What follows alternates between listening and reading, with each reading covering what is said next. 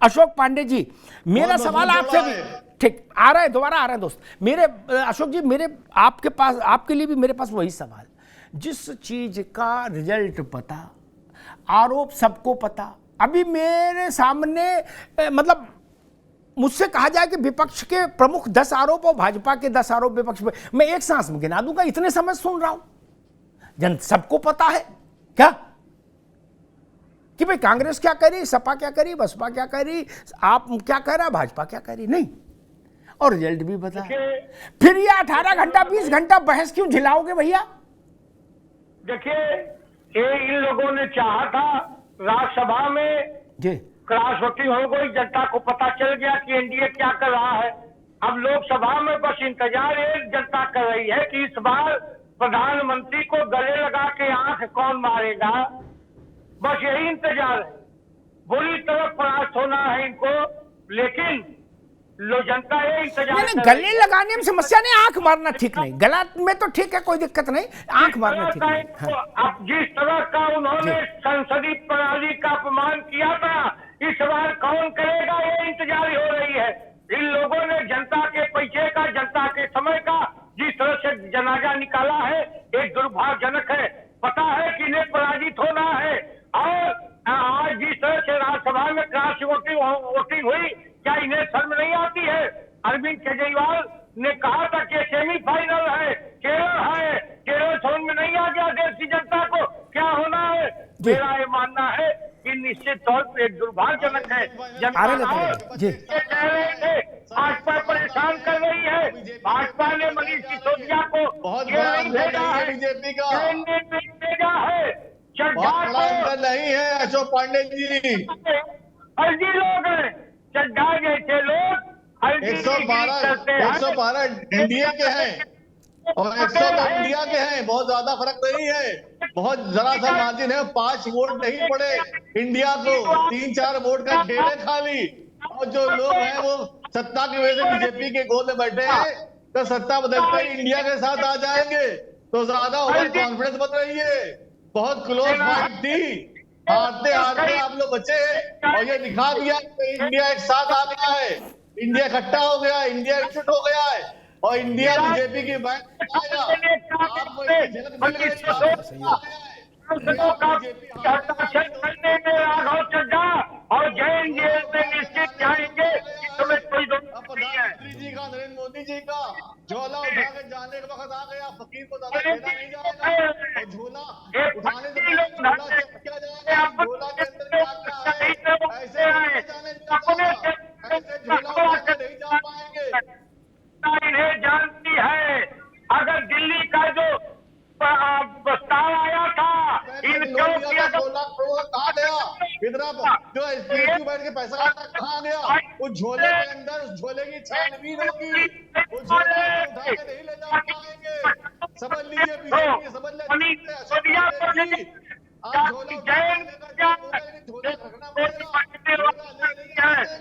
अच्छा, दोनों लोग रुकिए, एक स्पेसिफिक सवाल है पांडे जी आपसे, तकी साहब अभी रुकिए। जयंत चौधरी, कल अमित शाह जी ने अपने राज्यसभा के भाषण में एक बार जिक्र किया था इलू इलू का, ठीक, इलू इलू तो सब समझते ही है क्या, मैं सीधे पूछ रहा हूं, जयंत चौधरी के साथ आप लोगों को कुछ इलू इलू चल रहा है क्या? देखिए, मेरा ये मानना है राजनीति में कोई अस्थायी दोस्त और दुश्मन नहीं होता। कुछ लग रहा है मुझे, खुशबू आ रही है इलू इलू की। नहीं है, जब इस देश में हत्या कराने वाली दीदी और भ्रष्टाचार करने वाली कांग्रेस इलू इलू कर सकती है, तो कहीं भी इलू इलू हो सकता है। भाई वैलेंटाइन डे तो अभी फरवरी दूर है, ये तो इलू इलू अब मुझे अभी दिखाई दे रहा है पांडे जी। अरे इलू इलू का नाम ही इंडिया है। अरे भरभरा के पुल गिराने वाले नीतीश कुमार, हत्या कराने वाली दीदी, और कोयला स्पेक्ट्रम घोटाले वाले, चारा घोटाले वाले, ये सभी एक जगह इंडिया यानी काट की हंडी। अरे भैया, अच्छा अशोक जी एक सवाल और पूछ लें, फिर मैं रत्नाकर जी के पास जाऊंगा, उत्तर लूंगा उनसे जितने आप आरोप आपने लगाए। कपिल सिब्बल जी साइकिल से राज्यसभा आए, ठीक, अखिलेश यादव के सपोर्ट से, वो भी कल नहीं आए राज्यसभा में, आपका क्या मैनेजमेंट है भाई? आप सब तरफ जाल फेंक रहे हो, सब जगह इलू इलू कर रहे हो, कितनी चिट्ठी लिख रहे हो? जो सच है, जो सच के साथ चलेगा वो हमारे साथ है, जो इन झूठों के साथ चलेगा वो आज ये स्थिति में है। जिस पार्टी के 3-3 मंत्री जेल में हो वो भी राजा हरिश्चंद्र बन रहा हो, बड़ी हंसी आती है। झूठा कौन है? तमीज में दायरे में रह करके बात करिए। जी। झूठा भारतीय जनता पार्टी भयंकर, मतलब भयंकर झूठ की झूठा guarantee, party. Bharatiya Janata party मतलब भ्रष्टाचार की गारंटी। ये क्या झूठ की बात करेंगे? जी सर, जहां जिन लोगों ने अतीक अहमद के कुत्ते से हाथ मिलाया था वो भी अब बतियाने लगे। मुलायम कैसी अरे ये कुत्ता चलो मान लो पशु प्रेमी हो सकते हैं, पशुओं के प्रति प्रेम हो सकता है, ठीक है। मेनका गांधी चलाई नहीं अभियान पशु प्रेम का, हाँ ठीक, बढ़िया हो सकता है। आप कुत्ता वाली बात छोड़ो, अब मान लो कि पशु प्रेमी रहे इन होंगे। लोगों का प्रेम अतीक अहमद से था, मुख्तार अंसारी से था, विकास दुबे से था। इन लोगों ने राजनीति को का अपराधीकरण किसने उत्तर प्रदेश में किया था? इन्हीं लोगों विकास ने दुबे से हम लोगों का था। अरे कुछ तो शर्म कर लो अशोक भाई, विकास दुबे से हम लोगों का था। और केसीनाथ त्रिपाठी को अतीक अहमद क्या कहते थे? केसीनाथ त्रिपाठी को क्या कहते थे अतीक अहमद? नंद गोपाल नंदी से क्या उनका कनेक्शन था? नंद गोपाल नंदी से आदरणीय मुलायम सिंह यादव नेताजी को पद्म विभूषण की सरकार ने देने का काम किया। इन्हीं लोगों ने किया है, इन्हीं लोगों ने भ्रष्टाचार को शिष्टाचार बताया है। ये वही लोग हैं, मुजफ्फरनगर के दंगाई लोग हैं। रिपोर्ट आई थी जो दंगा में समाजवादी पार्टी का हाथ है, ये दंगाई भी है। ये एक तो मणिपुर में भी बोल लीजिए अशोक भाई, एक तो मणिपुर की बहन बेटियों के लिए बोल लीजिए, पूरा मणिपुर चल रहा है उसमें भी तो बात कर लीजिए। आपसे दंगाकारी कौन होता है? आपसे बड़ा दंगाकारी कौन होता है? ठीक है, दोनों लोग रुकिए, मैं रत्नाकर जी के पास चलूंगा, दोनों लोग रुकिए। एक ये भी व्याख्या है कि नूह की जो घटना घटी उसका जो सामाजिक और धार्मिक एंगल है उसकी तपिश पश्चिमी उत्तर प्रदेश में है। मैं बड़ी गंभीर बात कह रहा हूँ और जो लोग राजनीति के विद्यार्थी हैं वो समझ पाएंगे कि मैं क्या कह रहा हूँ। ठीक, खोल के नहीं कहूँगा लेकिन इतना पर्याप्त है। और उस तपिश में जयंत चौधरी की पार्टी के लिए बहुत मुश्किल है साइकिल के साथ आगे जा पाना।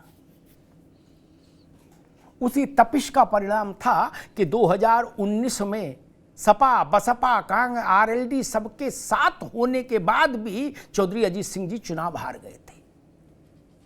ये उसी तपिश का काम था। 2013 मुजफ्फरनगर दंगे की प्रकृति और नूह के दंगे की प्रकृति एक है, इसलिए सिहरन जयंत चौधरी को होना ही चाहिए। वो उसका नतीजा देख चुके, पिता पुत्र दोनों हार गए। सपा से अलायंस होने के बाद हार गए, बसपा से अलायंस होने के बाद हार गए। इसलिए मैं बार बार उस ओर इशारा कर रहा हूं, उनके लिए समस्या। खैर रत्नाकर जी, भाई दिल्ली का बिल पास होना था, पास हो गया, लेकिन ये जो एक भद्रा लग गई पीछे है, राघव चड्ढा के लिए एक समस्या पैदा हो गई। संजय सिंह ने खुद वीडियो डाल कहा कि राघव चड्ढा की मेमोरी जाने वाली है। क्या आप लोग उनकी मदद में धरना प्रदर्शन आंदोलन करोगे कि नहीं, या बस मामला बोले ठीक है भाई संसद तक था, अब आगे चुनाव में अपना अपना रास्ता देखो? नहीं,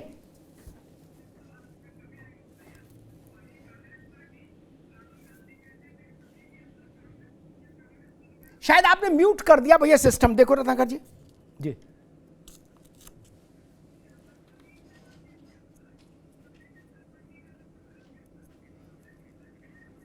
भैया देखो, दोबारा जुड़े। मनीष जी, यही प्रश्न है, क्या कांग्रेस, इंडिया और आम आदमी पार्टी का रिश्ता आगे चलेगा या नहीं? देखिए, जिस बात की संभावना भाजपा के नेताओं ने कही है, मैं भी लगभग उसी पर एक प्रश्न और जोड़ता हूं, फिर आंसर जो चेहरे शीशे की तरह साफ हो जाएगा। आज अगर ये बात मैं अरविंद केजरीवाल जी से पूछता हूं कि क्या शीला दीक्षित और पी चिदंबरम भ्रष्ट हैं, तो इनके पास जवाब नहीं होगा।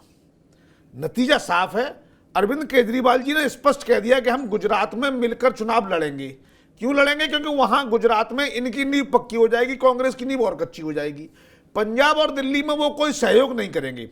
तो आज आम आदमी पार्टी बिल्कुल नहीं कहेगी हम गठबंधन से दूर हैं, वो कहेंगे गठबंधन में हैं, लेकिन दिल्ली और पंजाब में गठबंधन नहीं होगा, सिर्फ गठबंधन होगा गुजरात में, यानी कांग्रेस के वोटरों की कॉस्ट पर होगा। जी ठीक बात, ठीक। मतलब ये है कि पंचों की राय सिर माथे, खटोला यहीं बिछेगा। रत्नाकर जी, मसला वही है कि मनीष जी जेल गए, सत्येंद्र जी जेल गए, उनकी फोटो आई, एक्यूपंक्चर और क्या क्या फिजियोथेरेपी सब का मामला आई, अब जानते ही हो, पुराने आदमी हो। कांग्रेस ने उसमें उनके खिलाफ ही रुख रखा, बोले हाँ ठीक है 4 डंडे और मारो इन सब के। क्या अब जो नई परिस्थिति बनी है उसमें राघव चड्ढा जैसा, संजय जी कह रहे, मान लो राघव चड्ढा पर संकट आया तो कांग्रेस एक गठबंधन के नाते जी जान लगाएगी, धरना प्रदर्शन आंदोलन उनके समर्थन में। मेरी आवाज आ रही है अमिताभ जी आपको? जी आ रही भैया जी। देखिए अमिताभ जी, मैं आपका एक आपके प्रश्न का छोटा सा जवाब देना चाहूंगा, उसके बाद मैं अशोक जी की बातें जो इन्होंने कही उस पर आना चाहूंगा। जी देखिए, राघव चड्ढा जी ने कल ही अपने इसके बारे में उन्होंने स्पष्ट रूप से कहा है कि जब मैं सदन में आऊंगा और इन सब चीजों पे चर्चा होगी तो मैं स्पष्ट रूप से जवाब दूंगा उसके ऊपर। तो ये कहीं ना कहीं अभी जो है उनके तरफ से क्लैरिफिकेशन आना बाकी है, और वो सच है कि झूठ है ये जांच का विषय है, और चीजें जब क्लियर होंगी तो हम आगे की रणनीति तय करेंगे, पहली चीज। दूसरी चीज, मैं अशोक जी की बातों पे आना चाहूंगा। देखिए अमिताभ जी, आज भारतीय जनता पार्टी के लोगों की मानसिकता का स्तर कितना छोटा हो गया। जब हम राष्ट्रहित के मुद्दे पे सदन में अविश्वास प्रस्ताव लाते हैं और प्रधानमंत्री जी को चाहते हैं कि वो जनता को जवाब दे, जिसकी जवाबदेही है वो जनता को जवाब दे, तो ये कहते हैं कि अब तो इंतजार है कि राहुल गांधी आंख कब मारेंगे। इस तरह की बातें कहना मतलब आप क्या प्रदर्शित करना चाहते हैं? मैंने आपके बीच में बोला नहीं है। पांडे जी, उनकी आवाज बात आ जाए फिर आपको अवसर मिलेगा, उनकी बात आ जाए। जी रत्नाकर जी, जी मेरी आप बोलिए, कुछ अलग पद्धति है, आप बोलिए भैया जी। देखिए अभी ये जो है इस देश के जो राष्ट्रहित का मुद्दा है, इतना गंभीर मुद्दा है कि सुप्रीम कोर्ट ने स्वयं संज्ञान लिया। और सुप्रीम कोर्ट जब गृह मंत्रालय जब नाकाम हो गई, मोदी सरकार जब नाकाम हो गई, तो स्वयं से एक जांच कमेटी सुप्रीम कोर्ट ने बिठाया। मतलब आप मामले की गंभीरता को समझ रहे हैं? जिसको ये आंख मारने की घटना से तुलना कर रहे हैं, क्या मानसिकता हो गई है आज इन लोग की।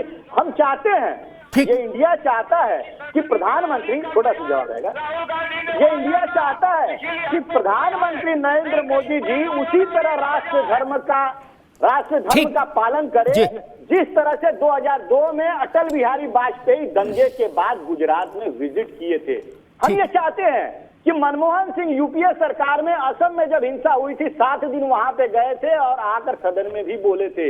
हम ये चाहते हैं कि प्रधानमंत्री जी अपनी जिम्मेदारियों को समझें। ठीक है रत्नाकर जी, ठीक बात है जी, ठीक बात है, बिल्कुल आपने ठीक बात कही। लेकिन मेरे ख्याल से जो बात आंख मारने का आया तो उसको इस सेंस में मत लीजिए। मूल विशेष ये है कि सदन में कोई भी पक्ष आंख मारने जैसा कौतुक ना करे, तब गंभीरता रहेगी। कोई आंख मारेगा तो बवाल हो गई होगा। आंख बाहर मारो, घर में मारो, अमिताभ जी आर्टी पार्टी में जाओ वहां मारो, सदन को आंख मारने का अवसर नहीं ना। वही तो वो कह रहे हैं, इसमें लड़ाई किस बात की भाई? इसमें सब लोग सहमत हैं, सदन में आंख नहीं मारी जानी चाहिए। इसमें तकी साहब को भी एतराज नहीं होगा, दीपक रंजन को भी नहीं, किसी को नहीं हो सकता। आंख मारना है दोस्त यारों के बीच में मारो, होना चाहिए, असंसदीय भाषा का प्रयोग होना चाहिए सदन में। ठीक है, इसलिए ये तर्क ठीक नहीं। आंख नहीं मारनी, आंख तो किसी को नहीं मारनी चाहिए। उसको किस संदर्भ में लेते हैं? ठीक, हम कांग्रेस पार्टी क्या आम आदमी पार्टी की गोद में बैठी है? किस तरह की बात असंसदीय बात करते हैं ये लोग? उन सब विषयों पर भी तो चर्चा होनी चाहिए। सदन में सुबनखा कहते हैं एक महिला सांसद को प्रधानमंत्री नरेंद्र मोदी जी, उस पर भी तो बात होनी चाहिए। ये भी असंसदीय। रत्नाकर जी एक अब रुकना होगा, अब रुकिए। जितने विषय, एक मिनट पांडे जी, एक मिनट रुकिए, एक मिनट मुझे कनेक्ट करनी थी, एक मिनट रुकिए दोनों लोग। जितने आरोप आपके पास हैं और जितने वक्ता आपके हैं, जितनी आपकी वहां उपस्थिति है, उतना समय मिलेगा। ठीक, आप अपने आरोप लगाइए, 1947 से ढूंढ के लाइए। ये अपने आरोप लगाएंगे। अब काय की जाऊं जाऊं 18-20 घंटे यही होना है, अंदर जवाबी कीर्तन, यही तो जवाबी कीर्तन ही तो चलना है ना। आप भी लगाओ, वो भी लगाओ, वो कहीं ने ये बोला, उनने बोला। नेहरू जी से शुरू करो आज तक फरियाद लो। मैं उसके बाद की चर्चा के लिए आया था। आप उससे वो 18-20 घंटे तो हो ही रहा वहां संकीर्तन। मैं समझना चाह रहा था उसका नतीजा क्या निकल रहा है। ये कहे कुत्ते से हाथ में क्यों मिलाया, आपको आंख क्यों मारी, वो कहे बिल्ली को क्यों पकड़ा, वो कहे कबूतर क्यों छोड़ा, ये कर लेना। कोई कहेगा कौवा क्यों मार गया चोंच राघव चड्ढा के। अब इन बातों को कोई अर्थ है क्या? और 18 घंटे पर करोगे भी क्या? तो भाई यही करो कर।